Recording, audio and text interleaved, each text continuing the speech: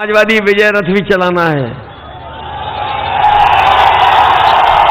मैं जो जन समर्थन देख रहा हूं, जो जन समर्थन हमें दिखाई दे रहा है और जो जन सैलाब हमें दिखाई दे रहा है, ये बता रहा है कि इस बार भारतीय जनता पार्टी की जमानत जब्त होने जा रही है। इनके प्रत्याशियों को आपने देखा होगा, आजकल इनके प्रत्याशी माफी मांगते घूम रहे हैं। जब से पहला, दूसरा, तीसरे, चौथे चरण का चुनाव खत्म हुआ है, आपने इनके प्रत्याशियों को देखा होगा कि कुछ लोग मंच पे दंडवत होकर के माफी मांग रहे हैं। और अभी एक बीजेपी का प्रत्याशी हमने देखा, और आप लोगों को भी जानकारी हो गई होगी कि कान पकड़ करके उठक बैठक लगा रहा था। और कल एक प्रत्याशी को देखा कि वो तेल मालिश कर करके माफी मांग करके वोट मांग रहा था। मैं ये कहना चाहता हूं, ये बीजेपी के लोग सर पे चंपी भी लगाएंगे तब भी इनको माफ करने वाला नहीं है। बताओ, इन्हें माफ तो नहीं करोगे? कहने को तो ये दुनिया की सबसे बड़ी पार्टी है, लेकिन बताओ इनके नेता झूठ बोलते हैं कि नहीं बोलते हैं? इन्होंने किसानों से कहा कि उनकी सरकार आ जाएगी तो किसानों की आय दोगुनी हो जाएगी। आप में से बताओ किसान भाइयों, कितनों की आय दोगुनी हो गई इनकी सरकार में? और जब आप खाद लेने गए होगे तो आपको खाद भी नहीं मिली। और जब खाद की बोरी आप घर पे लेके आए होगे तो बताओ उनके 5 किलो की चोरी हो गई कि नहीं हो गई? डीएपी नहीं मिली और बिजली महंगी हो गई कि नहीं हो गई? सरसों का तेल महंगा हो गया कि नहीं हो गया? डीजल पेट्रोल महंगा हो गया कि नहीं हो गया? इसलिए हम आपसे अपील करने आए हैं कि ये महंगाई बढ़ाने का काम कर रहे हैं, और इस बार अगर गलती हो गई तो अभी तो ये बोरी में से 5 किलो की चोरी कर रहे हैं, दोबारा सरकार में आ गए तो 10 किलो की चोरी करेंगे। और ये पेट्रोल जो अभी 100 के पार है, इनकी सरकार बन गई तो 200 पार हो जाएगा। बताओ, इन्होंने महंगाई बढ़ाई कि नहीं बढ़ाई? और कभी कभी हम सोचते हैं कि ये बीजेपी के लोग बोरी की चोरी कहां से सीखी होगी। ये बोरी में जो चोरी हो रही है वो पता नहीं कहां से सीखे होंगे। लेकिन हमारे साथियों, बताओ, आपने कभी पार्ले जी के बिस्किट को पैकेट को देखा? पहले पार्ले जी का बिस्किट पैकेट इतना बड़ा आता था, जैसे जैसे महंगाई बढ़ी और उन्होंने मुनाफा कमाना शुरू किया, बताओ पैकेट छोटा हो गया कि नहीं हो गया? इसलिए सावधान हो कि नहीं हो? सावधान हो आप लोग। और हमारे बाबा मुख्यमंत्री जी क्या कर रहे हैं आजकल?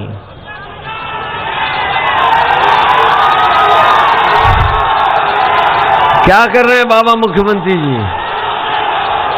5 साल इन्हें मौका दिया, बताओ नौजवानों आपके लिए क्या किया? हमारे शिक्षा मित्र के भाइयों, 5 साल और इंतजार करोगे? आपको धोखा दिया इन्होंने कि नहीं दिया? ये बीएड टेट वाले लोग, बताओ आपको धोखा मिला कि नहीं मिला?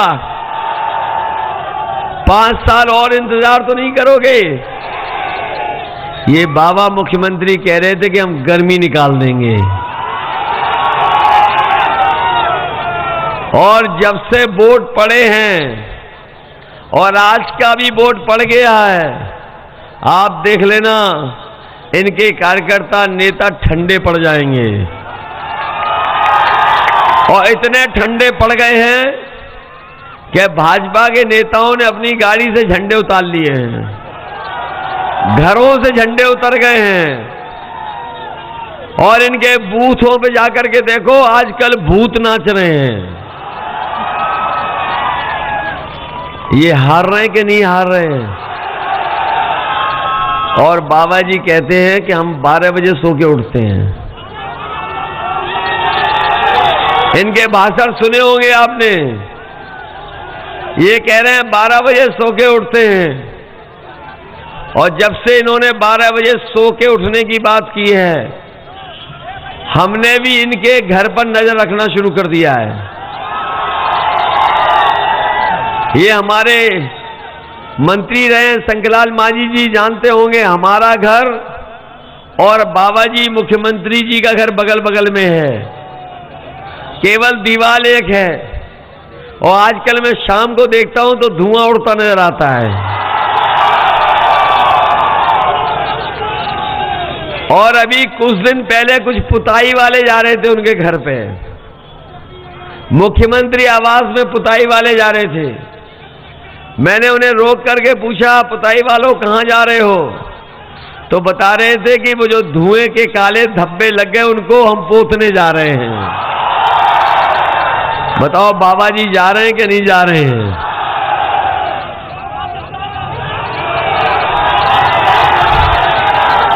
ये जो गर्मी निकाल रहे थे, कल भी मैंने कार्यक्रम देखा महाराजगंज का, ऐतिहासिक कार्यक्रम हुआ था कल भी, और उसके बाद गोरखपुर कार्यक्रम दिया। ऐसा ऐतिहासिक कार्यक्रम गोरखपुर में कभी नहीं हुआ जो इस बार हुआ। मुझे तो ये लगता है कि इस बार गोरखपुर वाले ही बाबा जी की भाप निकाल देंगे। और मैं नौजवानों से कह के जा रहा हूं कि 3 साल से आप भर्ती का इंतजार कर रहे हो, ये भर्ती देखना चाहते थे और वर्दी पहन करके देश की सेवा करना चाहते थे, लेकिन इनकी भारतीय जनता पार्टी की सरकार में अभी तक भर्ती नहीं हुई है। हम नौजवानों को कह के जा रहे हैं, जो गर्मी निकालने वाले उनको बता के जा रहे हैं, समाजवादी सरकार बनेगी तो फौज में भर्ती निकालने का काम सरकार में होगा। न केवल फौज में भर्ती, बल्कि पुलिस में भी नौकरी निकालने का काम समाजवादी लोग करेंगे। ये बीजेपी वाले बहुत ABCD पढ़ रहे हैं आजकल, ABCD पढ़ रहे हैं इनके नेता। कभी कहते हैं A फॉर ये, B फॉर ये, Z फॉर ये, N फॉर ये। हम उन्हें कहना चाहते हैं कि जनता इस बार इनकी XYZ कर देगी। और ये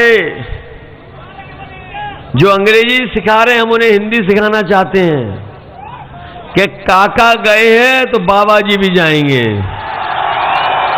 और काका का मतलब है काले कानून। बताओ तीनों काले कानून चले गए कि नहीं चले गए?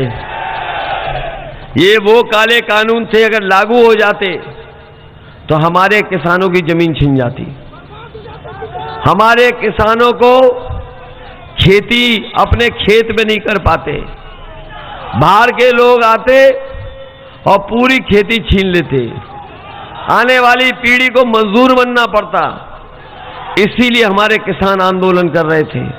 और न केवल उत्तर प्रदेश के किसानों ने आंदोलन किया, बल्कि पंजाब, हरियाणा और देश के किसानों ने आंदोलन कर करके भारतीय जनता पार्टी की सरकार को पीछे हटने को मजबूर कर दिया। काले कानून चले गए, हमारे 700 से ज्यादा किसान शहीद हुए हैं। हम इन बीजेपी के लोगों को कहना चाहते हैं कि बीजेपी के प्रत्याशी अगर कान पकड़ करके 700 बार भी उठक बैठक लगाएंगे तब भी किसान और नौजवान माफ करने वाला नहीं है। बताओ माफ तो नहीं कर दोगे? जिन्होंने 5 साल धोखा दिया उन्हें माफ तो नहीं कर दोगे? ये बड़ी बड़ी बातें कर रहे हैं। अभी देवरिया में सुन रहे थे कि बड़े बड़े बातें कह रहे हैं कि हम परिवारवादी लोग, घोर परिवारवादी लोग। ये बड़े बड़े नेता जो आ रहे हैं दूर दूर से, वो ये कह रहे हैं कि घोर परिवारवादी, हम लोगों को कह रहे हैं घोर परिवारवादी, वो पिछड़ों का, दलितों का, अति पिछड़ों का ख्याल नहीं रखते। ये हम पे आरोप लगा रहे हैं, हम समाजवादियों पे आरोप लगा रहे हैं। हम अपने दलित, पिछड़े, अति पिछड़े तमाम लोगों को पूछना चाहते हैं कि बताओ, सरकार आपकी थी, आपने इस समाज से कितने आईएएस बना दिए, कितने पीसीएस बना दिए, और पता कर लो, इन्होंने नया तरीका निकाला है, इन्होंने नया तरीका निकाला है अपने कार्यकर्ताओं को आईएएस बनाने का। जो आईएएस बनाए जा रहे हैं दिल्ली में, वो भारतीय जनता पार्टी के कार्यकर्ता हैं, वो कोई एक्सपर्ट नहीं है। बताओ, 60 के लगभग आईएएस बना दिए कि नहीं बना दिए? बताओ, आपके बीच का कौन है? कोई है आपके बीच में? आपके बीच का नहीं है कोई भी। और अब ये तैयारी कर रहे हैं कि यूपी में भी पीसीएस बना देंगे। इसलिए हम कहना चाहते हैं, अपने वोट की ताकत से इनको सबक सिखाने का काम करना। और ये लोग जो जातियों में कभी कभी झगड़ा कराते हैं, कहते हैं कि ये जाति इतनी है, ये जाति इतनी है, ये है ही नहीं, कई जातियों की कोई गिनती नहीं है। इसलिए न केवल समाजवादी पार्टी, बहुत सारे दल जो हमारे साथ आए हैं, वो सब चाहते हैं कि जाति जनगणना होनी चाहिए। जाति जनगणना हो जाएगी तो सरकार को आसानी होगी जाति के हिसाब से लोगों की मदद करने के लिए। और हम आपको भरोसा दिलाते हैं, समाजवादी सरकार बनेगी तो सबसे पहला फैसला होगा कि जाति जनगणना करा करके जाति के हिसाब से लोगों का सहयोग और मदद करने का काम, और उनको आबादी के हिसाब से मदद करने का काम होगा। बताओ, जाति जनगणना होनी चाहिए कि नहीं होनी चाहिए? अगर ये हमारे शुभचिंतक हैं बीजेपी वाले, तो बताओ जाति जनगणना क्यों नहीं करा रहे हो? क्या डर लग रहा है कि जाति जनगणना हो जाएगी तो?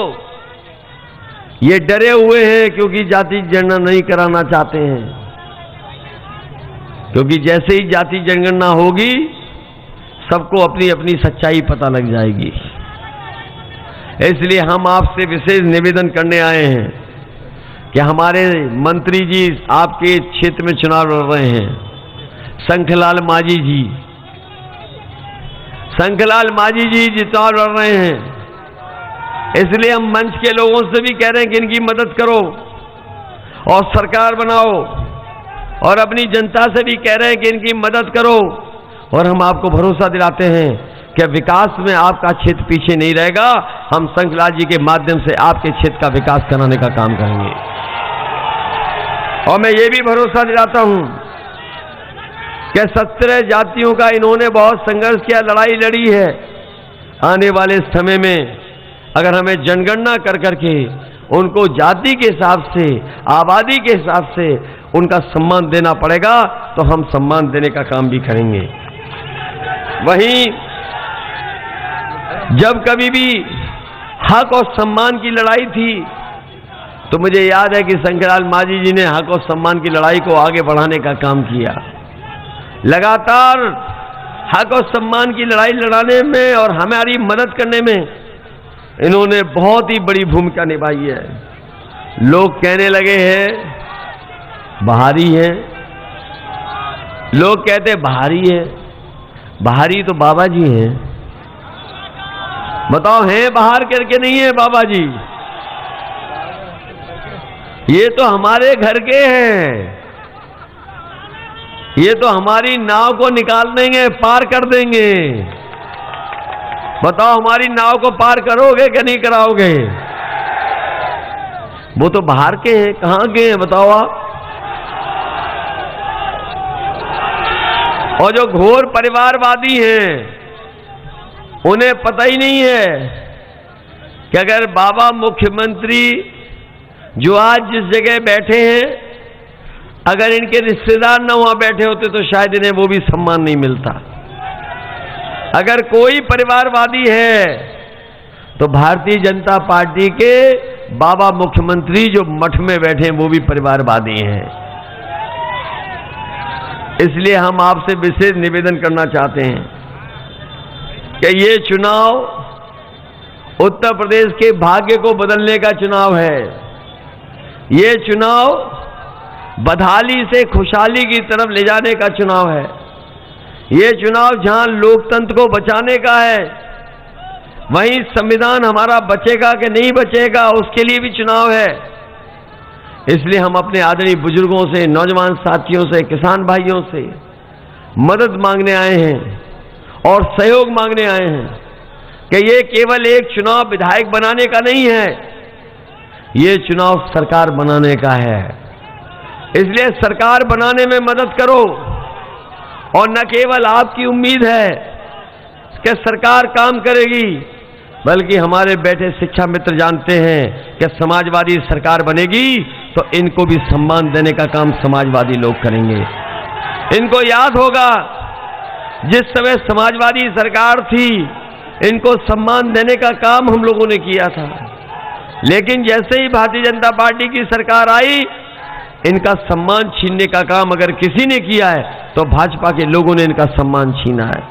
हम अपने शिक्षा मित्रों कह के जा रहे हैं, सरकार बनवाओ, अपना बूथ जितवाओ, आपको दोबारा सम्मान कर करके नौकरी देने का काम भी समाजवादी लोग करेंगे।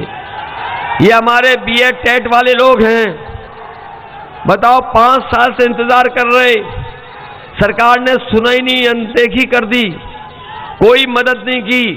यहां जितने लोग खड़े हैं, बैठे हैं, वो जानते होंगे 3 साल में बताओ हमारे बच्चों की पढ़ाई बर्बाद हो गई कि नहीं हो गई। आज कोई पढ़ाई कराने के लिए तैयार नहीं, उनका भविष्य कैसे बनेगा। इसलिए मैं कहना चाहता हूं, आज सबसे ज्यादा अगर नौकरी कहीं खाली है तो हमारे शिक्षा विभाग में हम बीएड टेट वालों को समायोजित कर करके इनको नौकरी देने का काम समाजवादी सरकार में होगा। ये भर्ती वाली बात तो हम कह ही चुके हैं, ये दौड़ दौड़ के थक गए और 3 साल में इनकी उम्र भी बढ़ गई। अगर हमें उम्र की सीमा में भी छूट देनी पड़ेगी तो इन नौजवानों को उम्र में सीमा छूट दिलाने के लिए मदद करेंगे।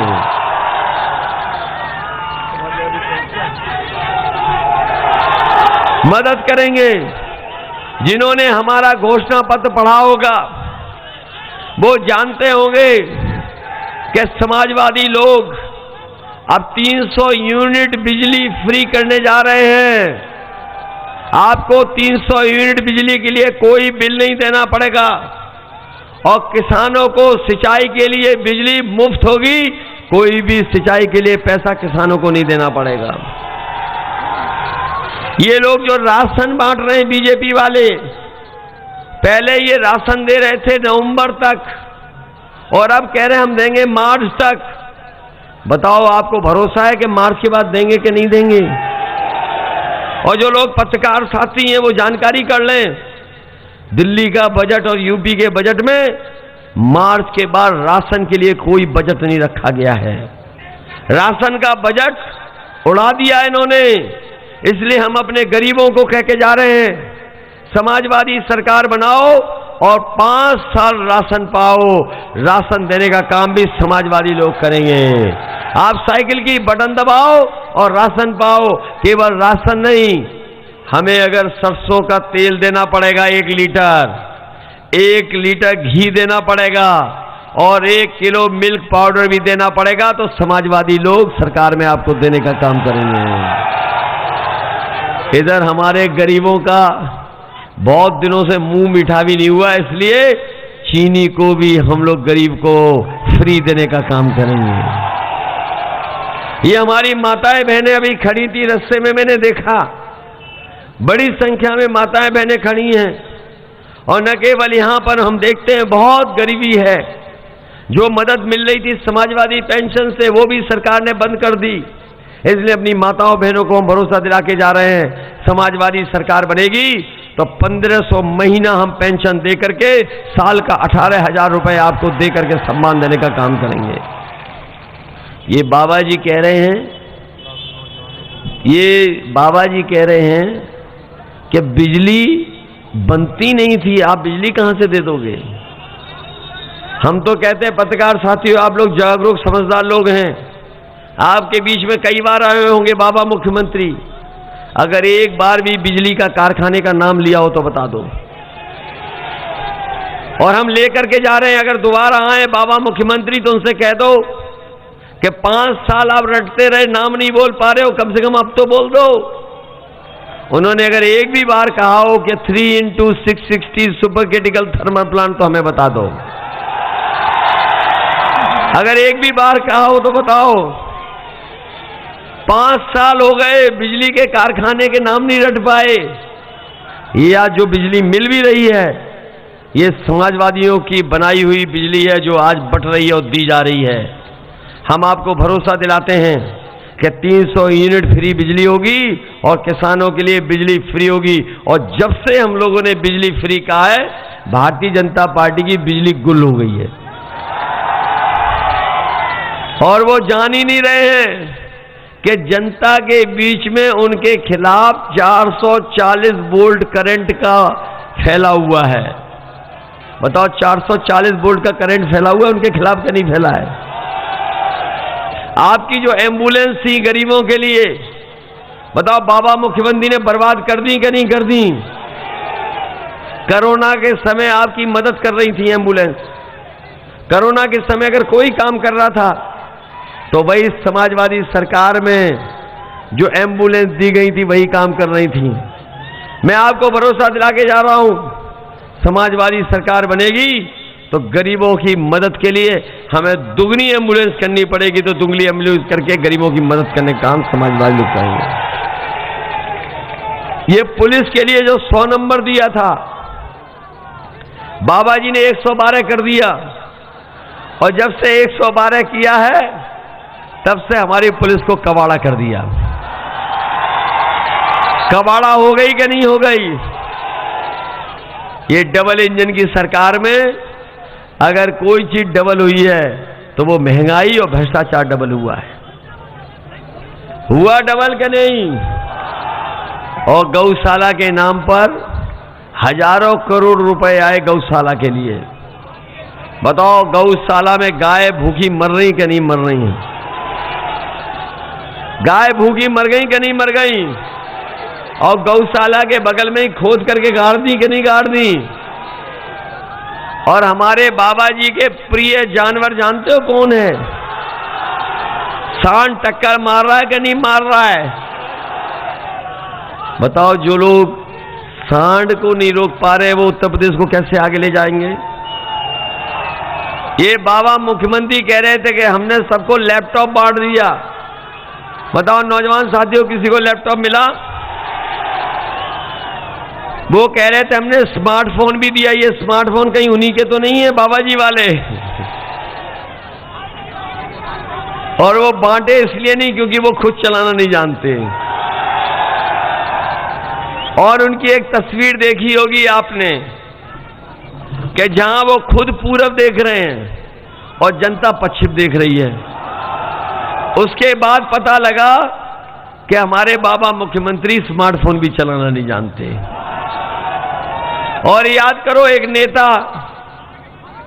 जो घर घर जाकर के डोर टू डोर प्रचार कर रहे थे, वो पता नहीं पर्चा बांट रहे थे कि थूक बांट रहे थे।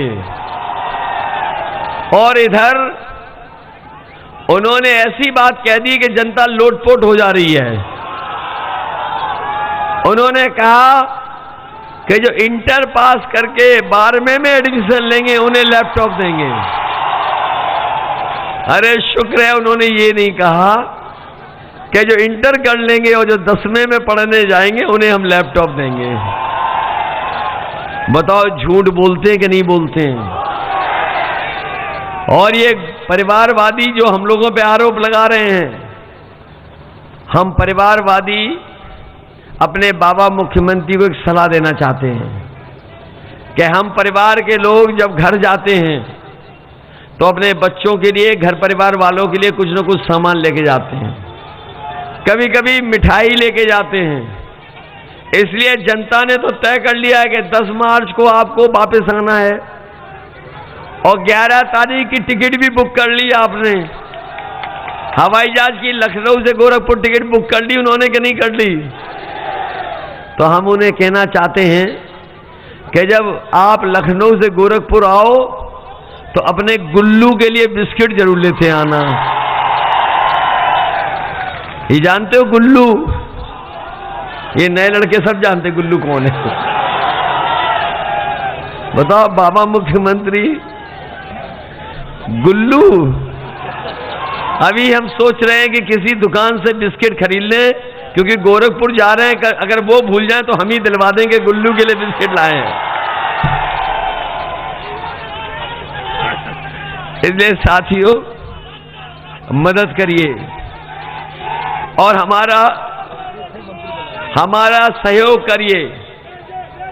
इन बीजेपी के नेताओं के अगर आप भाषण सुनोगे तो आप जानते होंगे जो छोटे नेता हैं वो छोटा झूठ बोल रहे हैं, जो बड़े नेता हैं वो बड़ा झूठ बोल रहे हैं, और जो सबसे बड़े नेता हैं वो सबसे बड़ा झूठ बोल रहे हैं। बताओ बोल रहे हैं कि नहीं बोल रहे हैं? इसलिए बहुत दिनों के बाद हम आपसे मिल रहे हैं। हम नौजवानों को कहना चाहते हैं कि आपकी भर्ती से लेकर के नौकरी रोजगार के लिए हम लोग मदद करेंगे। हमने ये भी तय किया है कि जो समय बदला है, इस समय के बदलने से जो कारोबार और रोजगार नौकरी का तरीका बदला है, अगर हमें बच्चों को, अपने आने वाली पीढ़ी को स्कूल में, कॉलेज में अच्छी पढ़ाई करा करके, पॉलिटेक्निक और आईटीआई में कोर्स करा करके अगर इन्हें हमें ट्रेनिंग देनी पड़ेगी तो ट्रेनिंग भी देंगे, और ट्रेनिंग के साथ साथ हम अपने नौजवानों को भरोसा दिला रहे हैं कि 22 लाख नौजवानों को रोजगार देने का काम आईटी विभाग में हम लोग करेंगे,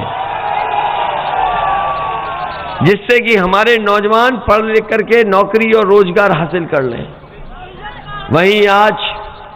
वहीं आज हम आपके बीच में शंखलाल मांझी जी को टिकट दिया है। शंखलाल मांझी जी को टिकट दिया है। मांगने को तो बहुत लोग मांग रहे थे, हमारे ये भी मांग रहे थे, हम नहीं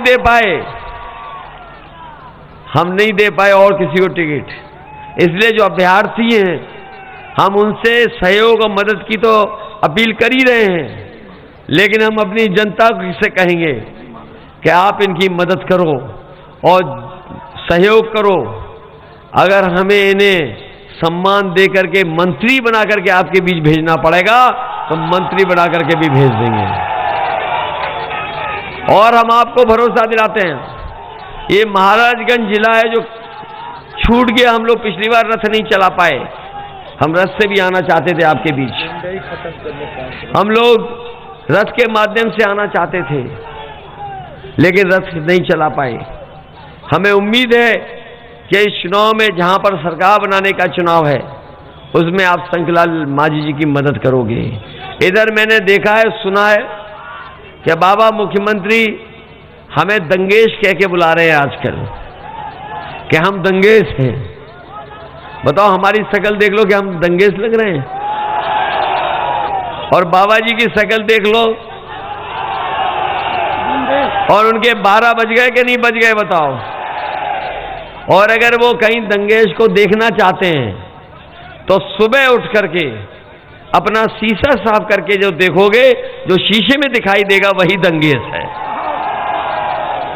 इसलिए हम आपको भरोसा दिलाते हैं, अगर कोई यहां पर कानून को तोड़ने वाले लोग होंगे, अपराध को बढ़ाने वाले लोग होंगे, हमने तो कई मौकों पर कहा कि जिन्हें कानून तोड़ना है, जिन्हें कानून से काम नहीं करना है, वो हमें वोट ना दें। हम आपको भरोसा दिलाते हैं, किसी के साथ भी कोई भी ऐसा व्यवहार नहीं करेगा जिससे उसे अपमानित महसूस होना पड़े। हम अपने शंखलाल मांझी जी की मदद करेंगे, वहीं क्षेत्र का विकास कराने का काम भी हम समाजवादी लोग करेंगे। इसलिए मदद करिए, राय बना लो और इन्हें जिता करके भेजो। बताओ सरकार बनाने के लिए जिताओगे कि नहीं जिताओगे? अरे भूल तो नहीं जाओगे? कितने दिन इंतजार करोगे? हम लोग आखिरी बार कब जीते थे? यहाँ 15 में जीते थे। इन्हें बाई इलेक्शन में जिता लिया था। इन्हें तब जिता लिया था जब किसी को उम्मीद नहीं थी कि ये जीत जाएंगे, क्योंकि हम जानते हैं यहां की जनता ने मन बना लिया, कार्यकर्ता नेताओं ने मन बना लिया तो हमारे शंखलाल मांझी भी जीत जाएंगे। इसलिए राय बना करके अब चुनाव में समय नहीं है। आप क्या बाबा मुख्यमंत्री को दोबारा देखना चाहते हो? दोबारा सांडों को देखना चाहते हो? और ये भर्ती नहीं हो पाई, नौजवानों जो भर्ती आप चाहते हो, अगर भर्ती हो जाए, बीएड टेट वाले चाहते हो कि नौकरी मिल जाए और शिक्षा मित्र वालों चाहते हो कि सम्मान मिल जाए, तो साइकिल का चुनाव चिन्ह मत भूलना। भूलोगे तो नहीं। और अगर नौकरी रोजगार चाहते हो तो समाजवादियों की मदद करना। बहुत बहुत धन्यवाद आपका, बहुत बहुत धन्यवाद।